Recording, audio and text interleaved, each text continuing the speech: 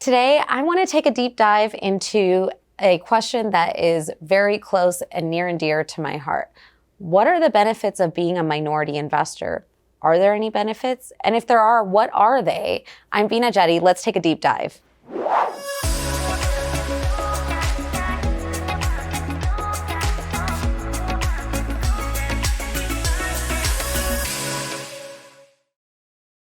This is a topic I'm really excited to share with you today because it's something that is close to me. Obviously, being a minority and a woman, I'm a part of two underrepresented groups in the investment space.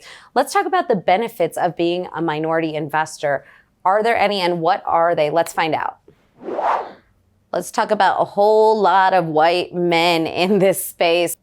In courts, according to the National Venture Capital Association and Dow Jones Venture Source, white men make up 76% of the total number of venture capitalists in this country.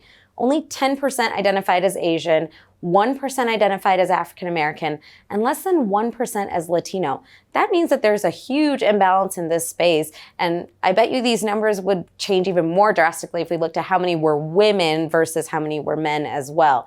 And I think it's really important to note that diversity is a strength, and I, as an investor, have actually seen this very statistic play out in real life. I have had companies pitch to me where their board of advisors and every single person in executive leadership was a male, a white male. And that's a huge problem for me because as a mother of two young daughters, I want to make sure my girls have role models and they know that they too can aspire to be in venture capital, or that they too can aspire to be the leaders of tech companies. Their gender and their race should not stop them from being able to do those things. So it's really important that we focus on diversity.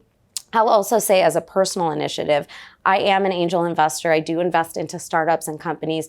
And as an initiative to really put my money where my mouth is and support this, I now look for diversity in either a board of advisors or in leadership, preferably both, before I make any investment. So even if the investment is slated to make me money and do really well, if it doesn't have diversity and inclusion as part of the morals of the company, I don't make the investment. Some things are just not worth the money. And this is one of the principles that I choose to stand on, because I cannot go to my daughters and tell them that we care about minorities and women in business and in leadership without actually doing what it takes to support them. It's better to actually walk the walk than just talk the talk. Why does this happen? Why do we see women and minorities underrepresented at the top and as investors and in leadership? Well, first and foremost, there's a division of household labor, which typically will fall to the woman. Women in heterosexual relationships tend to be the ones that take on the majority of invisible labor and emotional labor. That means that even though we might be working full-time and our spouses are working full-time as well, the emotional labor or the invisible labor of keeping a to-do list, knowing that the nanny needs to be paid, or knowing that we have to buy groceries, or that we're out of toilet paper, all of that mental labor typically will fall to the woman in heteronormative relationships. And I think that causes a lot of stress on a woman and makes it harder to focus on business and career with as much emphasis and as much time and dedication as a male in a similar position can focus.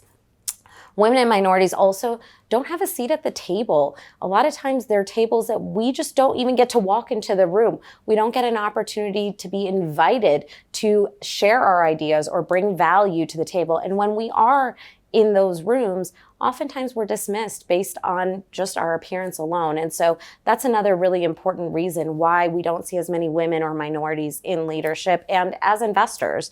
And there are lots of white men at the very, very top of these businesses who tend to do business with each other. So a lot of times we'll see men.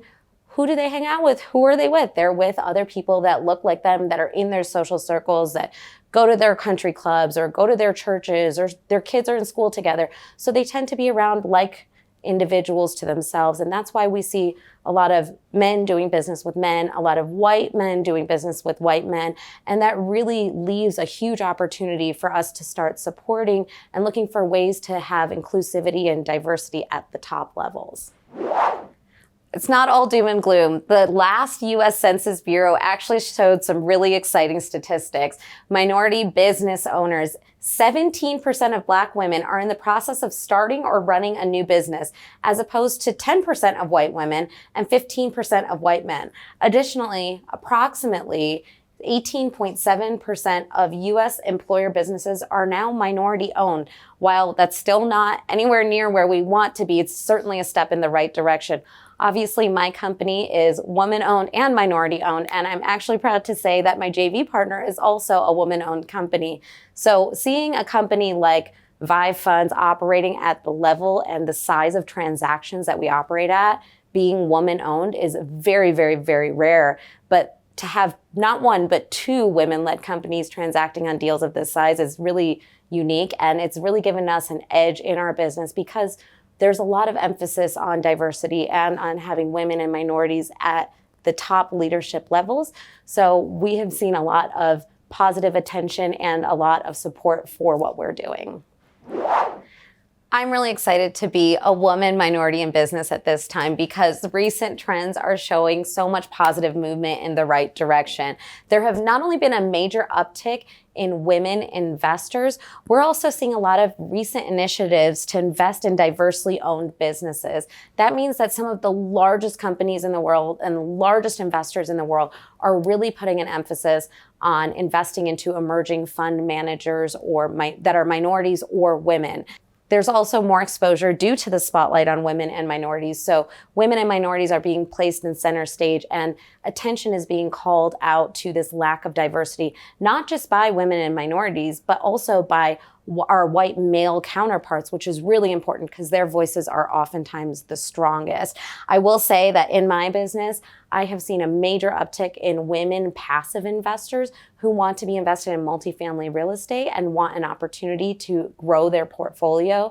And they've given me the feedback that they love working with women-owned companies because it feels comfortable. It's not as intimidating for them to ask personal financial questions that they may not feel comfortable asking some of my male colleagues. And so it's a really exciting time to be a woman minority in business. And it may be one of the best things that's happened in my business this year. Obviously, there are a lot of benefits to being a minority and a woman in business and being a minority woman investor. One of the things that has really been beneficial to me is that I kind of am a little bit of a magnet. So I attract a lot of investors who are like-minded and who have a goal of supporting women and minorities. And I think that that's an awesome relationship to be able to build. But the most important thing to me and the most important reason I do this is not actually because of the money or anything else. It's because of the legacy I'm leaving behind for my girls.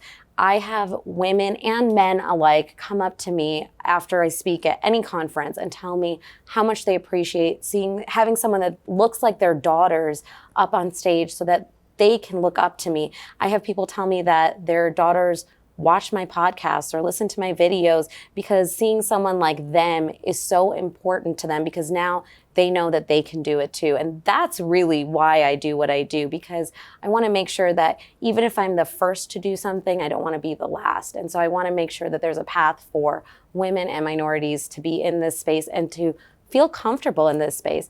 If you liked this video and you got value out of it, click the link below to find out more. Thank you so much for joining me in this video to talk about something that is so near and dear to my heart about why minorities make great investors. If you learned something from this and you want to learn more, make sure you hit the subscribe button, ring the bell, and watch my next video.